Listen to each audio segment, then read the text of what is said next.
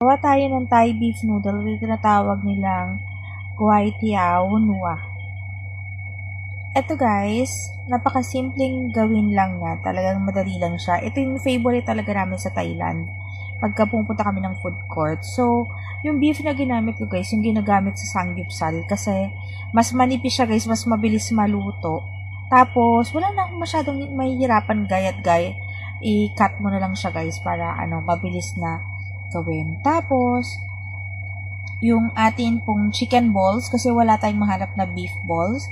We have the cilantro root and yung ating 5 na garlic cloves, guys. Ayan. Dinikdik sila, guys, in smash. So, yan, black pepper.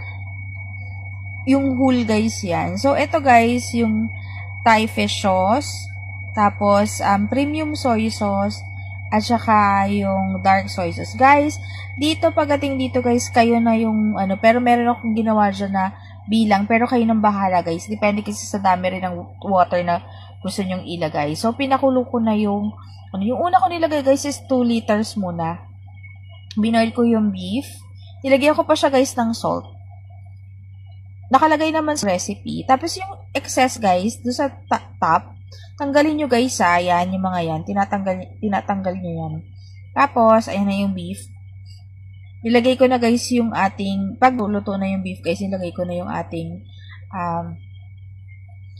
cilantro, at saka yung bawang, tapos yung chicken balls.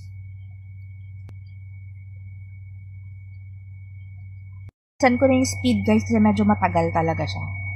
So, ayan guys, yung ating beef noodle, chicken balls guys yung ginamit ko kasi wala akong makitang beef. Ayan, yung soy sauce guys, dark soy sauce yan. Ito yung ating black pepper. Tapos, yung ating mga soy sauce, ang tawag dito, yung ating fish sauce yan guys, at saka yung soy sauce natin. Ayan. So, pinaghalo-halo ko sila guys. May 5, 6, and 5 yata yung ginamit ko guys, pero sobrang kulang pa rin nung niya. Tapos, pinakululo ko siya guys. Pagka, nilalagyan ko siya guys ng tablespoon lang muna yung ginawa ko guys na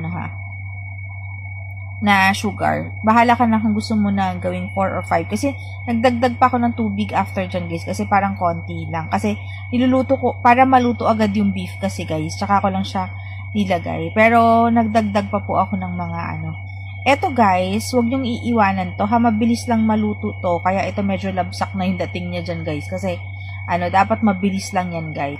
Punta kayo ng Thailand, makikita